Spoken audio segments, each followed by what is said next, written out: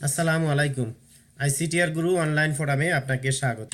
এই সংক্ষিপ্ত ভিডিওতে আমি মোক্তার হোসেন সূরা আল ফাতিহা সম্পর্কে আমি নিজে যা বুঝি সেটা আপনাদের সাথে শেয়ার করব ইনশাআল্লাহ। তো আমরা জানি সূরা আল ফাতিহা হচ্ছে পবিত্র কোরআন শরীফের প্রথম সূরা। এটি আসলে নামকরণের এবং বিষয়বস্তুর দিক থেকে বোঝা যায় যে এটি আসলে ভূমিকা, পবিত্র কোরআন শরীফের ভূমিকা। এটি আহ, আহ, আমাদের নবী হজরত মোহাম্মদ সাল্লাল্লাহু আলাইহি সাল্লামের উপর নাজিলকৃত সর্বপ্রথম পূর্ণাঙ্গ সূরা। এর বিষয়বস্তু সম্পর্কে বলা হয়েছে যে এটি আসলে একটি দোয়া এবং দোয়া বা প্রতিজ্ঞা এবং যেটা আল্লাহর কাছে আমরা দোয়া বা প্রার্থনা করি।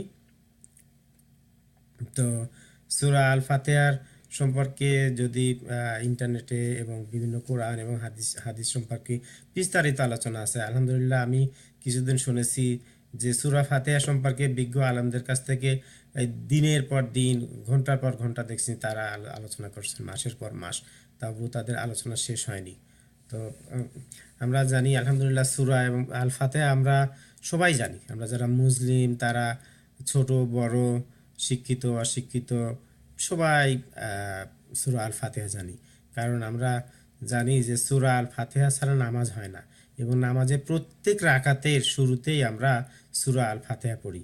কিন্তু আমাদের আমাদের একটা প্রথম আমার একটা প্রথম একটা কি বলে যে প্রশ্ন হচ্ছে যে আমরা সূরা আল ফাতিহা সবাই জানি সবাই পড়ি, কিন্তু কয়জনের অর্থ বুঝি? অর্থ জানি, অর্থ তো বুঝি, বুঝতে না পারলেও বুঝতে চেষ্টা করি, বা অর্থ তো বাংলায় বা আমাদের মাতৃভাষায় এর অর্থটা কয়জন আমরা কিভাবে বুঝি? তো আমরা আসলে শুরু করি যে আসলে চেষ্টা করি, let us try to understand is literal meaning. তো সূরা আল ফাতিহা আমরা জানি যে 7টা আয়াত আছে। তো 7টা আয়াত। বিসমিল্লাহির রহমানির রহিম। পরম করুণাময় আল্লাহর নামে শুরু করছি। আলহামদুলিল্লাহ রাব্বিল আলামিন। যাবতীয় প্রশংসা আল্লাহ তাআলার, যিনি সকল সৃষ্টি জগতের পালনকর্তা। আর রহমানির রাহিম, যিনি নিতান্ত মেহেরবান ও দয়ালু। মালিক ইয়াউমিদ্দিন, যিনি বিচার দিনের মালিক। ইয়াকা নাবুদু ওয়া ইয়াকা নাস্তাইন, আমরা একমাত্র তোমারই ইবাদত করি এবং শুধুমাত্র তোমারই সাহায্য প্রার্থনা করি। ইহদিনাস সিরাতাল মুস্তাকিম, আমাদের সরল পথ দেখাও। সিরাতাল্লাযিনা আন'আমতা আলাইহিম, সেই সমস্ত লোকের পথ যাদেরকে তুমি নিয়ামত দান করেছো। গায়রিল মাগদুবি আলাইহিম ওয়ালাদ-দাল্লিন, তাদের পথ নয় যাদের প্রতি তোমার গজব নাজিল হয়েছে এবং যারা পথভ্রষ্ট হয়েছে। তো আমরা সূরা ফাতিহার এই 7টা আয়াত আছে, কিন্তু যদি আমরা এই দেখেন পাশাপাশি আমি দুইটা কোরআনের ইন্টারনেট থেকে পেয়েছি, দুই রকমের একটু ভিন্নতা আছে। প্রথমে আমি দেখেছি যে বিভিন্ন কোরআন শরীফের মধ্যে কোন কোরআন শরীফে সূরা বিসমিল্লাহির রহমানির রহিম সূরা এই আয়াতটি সূরা আল ফাতিহার অংশ প্রথম আয়াত হিসাবে দেখানো হয়েছে, এবং কিছু কিছু কোরআন শরীফ আছে যেটা হচ্ছে যে বিসমিল্লাহির রহমানির রহিম শুরুতে দেখানো হয়েছে, কিন্তু আলহামদুলিল্লাহ রাব্বিল আলামিন এইটা হচ্ছে যে প্রথম আয়াত হিসাবে দেখানো হয়েছে। কিন্তু উভয় প্রকার বিশ্লেষণেই প্রেজেন্টেশনেই মোট 7টা আয়াত আছে এখানে। সেখানে 7টা আয়াত, 7 নম্বর আয়াতটাতে কোনো যেখানে যে কোরআনের যে ভাষণগুলোতে বিসমিল্লাহির রহমানির রহিম প্রথম আয়াত হিসাবে দেখানো হয়েছে, সেখানে এই 7 নাম্বার শুরু হয়েছে সিরাতাল্লাযিনা আন'আমতা আলাইহিম গায়রিল মাগদুবি আলাইহিম ওয়ালাদ-দাল্লিন। দুটো ক্লজই একটা আয়াত হিসাবে 7 নম্বর দেখানো হয়েছে। আর যে ভাষণে আলহামদুলিল্লাহ রাব্বিল আলামিন একটা আয়াত ফার্স্ট আয়াত হিসেবে দেখানো হয়েছে, সেখানে এই 7 নম্বর আয়াতটাকে 2, 6 এবং 7 হিসাবে স্প্লিট করে দুইটা হিসেবে দেখানো হয়েছে। তো সেই সময় সুতরাং একটা প্রশ্ন আছে যে বিসমিল্লাহির রহমানির রহিম সূরা ফাতিহার অংশ না কিনা। তো এই সম্পর্কে আমরা ইনশাআল্লাহ পরবর্তী আরেকটা ভিডিওতে আলোচনা করব। যে ইন্টারনেট থেকে বিভিন্ন রিসার্চ এবং স্কলার, ইসলামিক স্কলাররা কি বলেন সে সম্পর্কে আলোচনা করব। তো আজকে আমাদের বিষয়বস্তু যে সূরা ফাতিহার অর্থ বোঝার চেষ্টা করা। তো আমরা জানি সূরা ফাতিহার দেখেন খুব সিম্পল অর্থগুলো খুব একটা জটিল না, যেমন আমরা আবার পড়ি, বিসমিল্লাহির রহমানির রহিম, শুরু করছি পরম দয়াময় আল্লাহর নামে। এখানে বলেছে আলহামদুলিল্লাহ রাব্বিল আলামিন, যাবতীয় প্রশংসা আল্লাহ তাআলার, যিনি সকল সৃষ্টি জগতের পালনকর্তা, যিনি নিতান্ত মেহেরবান ও দয়ালু, যিনি বিচার দিনের মালিক। এই প্রথম 1, 2, 3 এই তিনটা আয়াতে আল্লাহ সুবহানাহু ওয়া তাআলার প্রশংসা করা হয়েছে এবং তার দয়া, মেহেরবান এবং যিনি বিচার দিন তার ক্ষমতা সম্পর্কে বলা হয়েছে। এবং পঞ্চম আয়াতটাতে যদি এটা আরেকটা ভাগে একটু ডিফারেন্ট আরেকটা আছে, যেটা হচ্ছে এখানে বলা হয়েছে আল্লাহর কাছে একটা শুধু এটা প্রতিজ্ঞা, প্রমিস, বা যে আমরা আল্লাহর কাছে বলছি, হে আল্লাহ, আমরা শুধুমাত্র তোমারই ইবাদত করি এবং সুতরাং তোমারই প্রার্থনা করি। তো এই আয়াতটা আমার কাছে খুবই গুরুত্বপূর্ণ মনে হয়। আমরা ইনশাল্লাহ এই আয়াত সম্পর্কে আরেকটু বিস্তারিত আলোচনা করব। তো তারপরের আয়াতে বলা হয় 6 এবং 7 নম্বর আয়াত, যেটা বলা হয়েছে হে আল্লাহ আমাদেরকে সরল পথ দেখাও। তারপরে 7 নম্বর আয়াতে বা 6 এবং 7 নম্বর আয়াতে যা আরও বিশ্লেষণ করে আরও স্পেসিফাই করে দিয়ে দেওয়া হয়েছে, যে বলছে, আমরা আবার বলছি যে হে আল্লাহ, সেই সমস্ত লোকের পথ তোমাদেরকে দেখাও যাদেরকে তুমি নিয়ামত দান করেছো। এখানেই শেষ না, আমরা তারপরে আরও স্পেসিফাই করে আমরা আল্লাহর কাছে বলি যে হে আল্লাহ, তাদের পথ নয় যাদের প্রতি তোমার গজব নাজিল হয়েছে বা যাদের প্রতি তুমি অখুশি এবং যারা পথভ্রষ্ট হয়েছে। তো এখন দেখেন আমরা সূরা ফাতিহার সূরা ফাতিহার এই 7টা আয়াত কি আমরা মেজর 3টা ভাগে ভাগ করতে পারি। প্রথম 3টা আয়াত একটা অংশ, তারপরে মাঝের আয়াত, এবং হচ্ছে যে বা মাঝের 4 নাম্বার 5 নাম্বার আয়াত মাঝে একসাথে করতে পারি, এবং লাস্টের 6 এবং 7 লাস্টের 2 আয়াত। তো প্রথমে আল্লাহর প্রশংসা করা হয়েছে, তারপরে আল্লাহর ক্ষমতা, বিচার দিবেন, ডে অফ জাজমেন্টের যে আল্লাহ মালিক, সুতরাং সেটা বর্ণনা করা হয়েছে। তারপরে বলা হয়েছে যে আল্লাহ আমাদেরকে সরল সৎ পথ দেখাও। তো আমার হচ্ছে যে একটু কনফিউশন আছে যে আমরা কত কত পার্সেন্ট লোক সূরা আল ফাতিহার অর্থ জানি, না বুঝলে অন্তত জানি। যে আমরা আলহামদুলিল্লাহ ছোট বড়, শিক্ষিত অশিক্ষিত সবাই সূরা আল ফাতিহা জানি, এবং আমরা জানি যে নামাজের প্রত্যেক রাকাতেই সূরা আল ফাতিহা পড়তে হয় এবং সূরা আল ফাতিহা ছাড়া নামাজ শুদ্ধ হয় না। কিন্তু আমাদের এখন প্রশ্ন হচ্ছে যে আমরা কতজন সূরা ফাতিহার এই লিটারাল মিনিং, শাব্দিক অর্থগুলো যেভাবে বুঝি, মাতৃভাষায় অন্তত যেটুকু বুঝি, যেটুকু একবার শুনেও বা যেটুকু বুঝতে পারি, কতটুকু মনে করতে পারি, স্মরণ করতে পারি বা স্মরণ রাখি। বিশেষ করে নামাজের সময় আমরা যখন বলি সূরা ফাতিহা বলি, আসলে দেখেন নামাজের সময় যখন আমরা সূরা ফাতিহা বলছি, বিশেষ করে 5 নাম্বার আয়াতটা যখন আমরা বলি, হে আল্লাহ, আমরা একমাত্র তোমারই ইবাদত করি এবং একমাত্র তোমারই কাছে সাহায্য প্রার্থনা করি। দেখেন এটা একটা কিন্তু আসলে সূরা ফাতিহার যে আমরা দোয়ার মধ্যে এটা কিন্তু আল্লাহর কাছে আমাদের একটা কি বলে, এটা একটা প্রতিজ্ঞাও। আমরা মুখে মুখে আল্লাহর কাছে বলতেছি, নামাজের সময় পবিত্র অবস্থায় মসজিদের মধ্যে আল্লাহর কাছে বলছি যে হে আল্লাহ, তো আমরা তোমার ইবাদত করি এবং সুতরাং একমাত্র তোমার কাছে সাহায্য প্রার্থনা করি। কিন্তু আসলে যদি একটু আমরা চিন্তা করে দেখি যে আমরা এই যে কথাটা বলতেছি, এইটা মুখে বলি এবং অন্তরে এবং আমাদের কাজে কর্মে কতটুকু এটা সত্যতা আছে, আমাদের কতটুকু সত্যতা আছে, বা কিভাবে সত্যি বুঝেই বলি বা না আমরা এটা না বুঝে বলি। এমন অনেক সময় আমার কাছে মনে হয় যে আমরা যে সূরা ফাতিহার এই অর্থ না জানার জন্য অনেকের মধ্যে আছে যে নামাজ অনেক দ্রুত পড়ে ফেলি। আমি যে স্কলারদের আলোচনা শুনেছি যে সূরা ফাতিহার প্রত্যেকটা আয়াত ধীরে সুস্থে পড়া উচিত। যে কারণ হচ্ছে যে সূরা ফাতিহার প্রত্যেকটা আয়াত আমরা যখন তেলাওয়াত করি, আল্লাহ সুবহানাহু ওয়া তাআলা তখন রিপ্লাই দেন, সাথে সাথে প্রত্যেকটা আয়াতের জন্য রিপ্লাই দেন।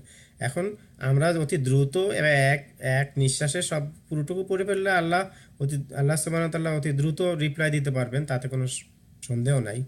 কিন্তু আমরা বিশেষ সময় কতগুলো সময় বাংলাদেশে যেমন আমরা নামাজ পড়ি এখনো গেলে, বিশেষ করে তারাবির সময়, রমাদানের সময়, যখন মানুষের ধর্মীয় মূল্যবোধ বেশি আরও জাগ্রত থাকে, মানুষ কষ্ট করে আমরা নামাজ পড়তে যাই, সারাদিন রোজা থাকার পরে নামাজ পড়তে যাই, কিন্তু ইমাম সাহেব আমাদের যেভাবে সূরা আল ফাতিহা যেভাবে একদমে বা দুই টানে পড়ে ফেলেন, শেষ করেন অনেক মসজিদে, তো আসলে তাতে কতটুকু হচ্ছে যে আমরা এই অর্থ বুঝতে পারি বা মনে করতে পারি, এবং তাতে এই আমরা যে কথাগুলো বলছি সেগুলোর জন্য কতটুকু কার্যকারিতা অনুভব করতে পারি।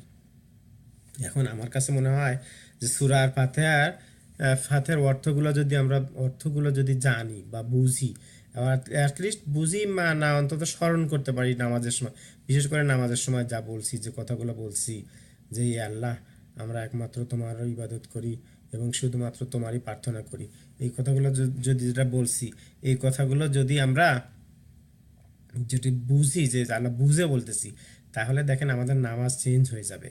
তখন আর মিনিটে 2 রাকাত নামাজ বা মিনিটে 1 মিনিটে 1 রাকাত নামাজ তখন আর হবে না। তো আমি নিজেও অনেক অনেক দিন এই সূরা ফাতিহা বা বিশেষ করে যে যে সূরাগুলো নামাজের সময় পড়তাম, অনেক অর্থ জানতাম না, তখন অনেক দ্রুত নামাজ পড়ে ফেলতাম, দ্রুত নামাজ হয়ে যেত। কিন্তু আলহামদুলিল্লাহ যখন থেকে সূরা ফাতিহা এবং অন্যান্য যে সূরাগুলো সচরাচর নামাজের সময় পড়ি, এই সূরাগুলোর অর্থগুলো যখন পড়েছি বা জানার চেষ্টা করেছি, তখন আর নামাজগুলো এত দ্রুত হয় না। এখন নামাজের যে চেষ্টা করি যে সবসময় যে অন্তত বিশেষ করে সূরা ফাতিহার যে কথাগুলো বলতেছি, সেটার জন্য আমার এটা মুখের এবং আমার মনের কথা হয়, এবং আমি স্মরণ করতে পারি যে হ্যাঁ, আমি বুঝে বলতেছি। এখন আমি দেখেছি যে আমাদের দেশে অনেক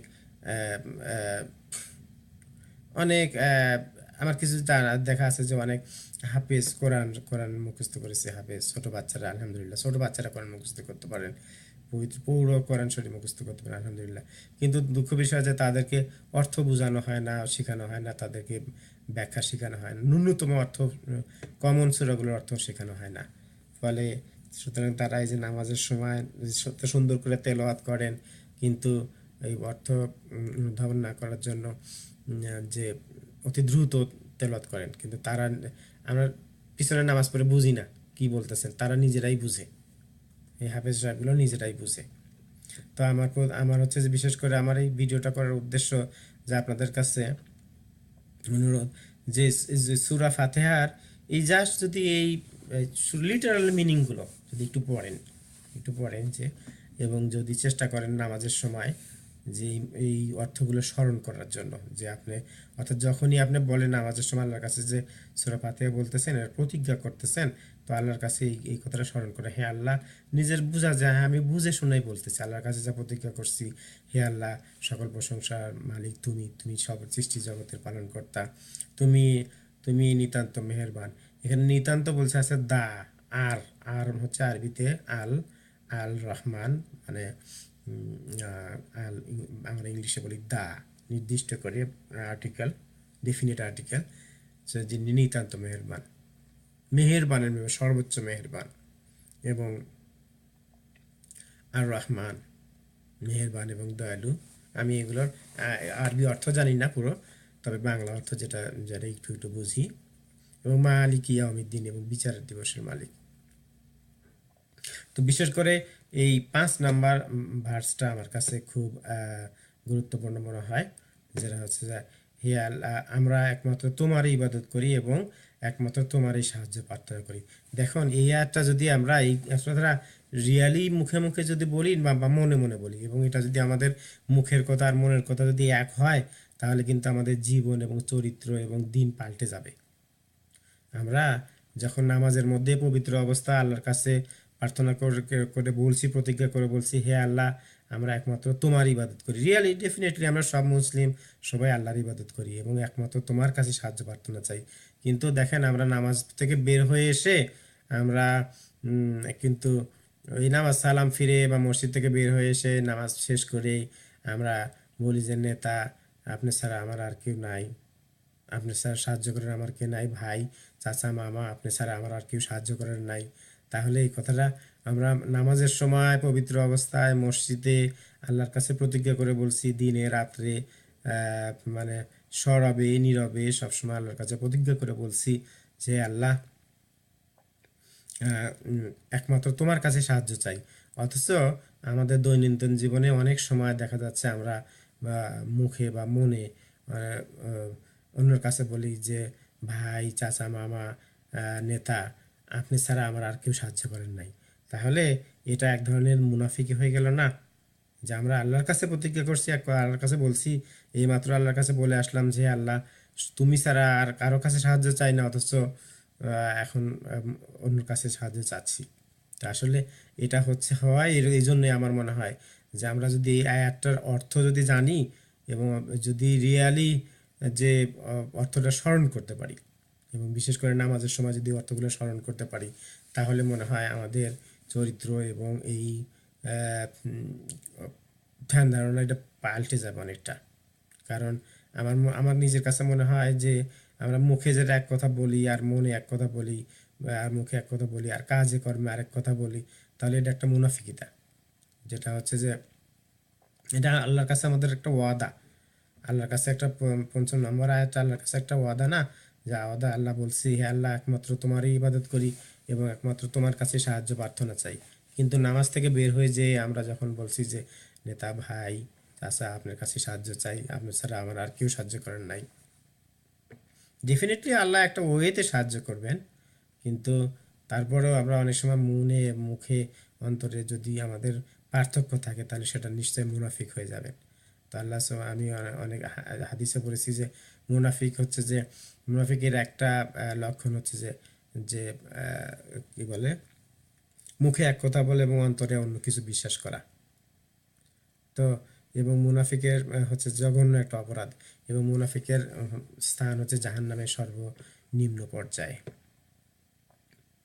তো আমাদের আসুন আলহামদুলিল্লাহ, আসুন ইনশাআল্লাহ আমরা সূরা ফাতিহার এই একটু একটু যদি ৫-৭-১০ মিনিট সময় ব্যয় করি, তাহলে সূরা ফাতিহার আমরা এই অন্তত লিটারাল মিনিংগুলো শাব্দিক অর্থ যতটুকুন বুঝি আমাদের মাতৃভাষায় ততটুকুন বুঝতে পারবো।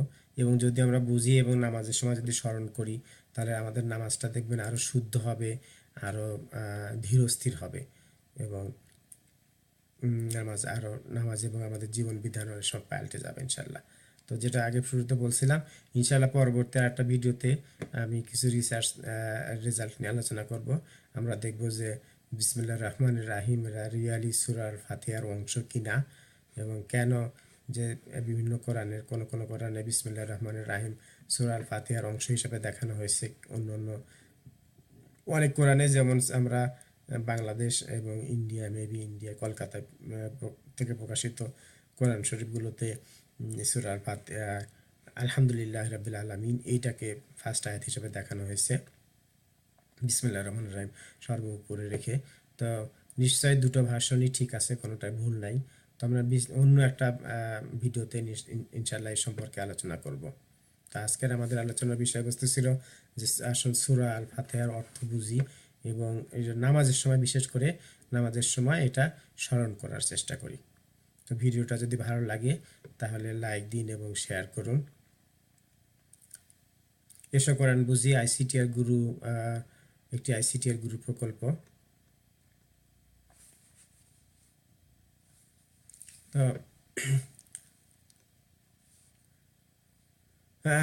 আলহামদুলিল্লাহ আমি চেষ্টা করেছি যে আমার নিজের কিছু আন্ডারস্ট্যান্ডিং সূরা আল ফাতিহা সম্পর্কে আপনাদের সাথে শেয়ার করার জন্য।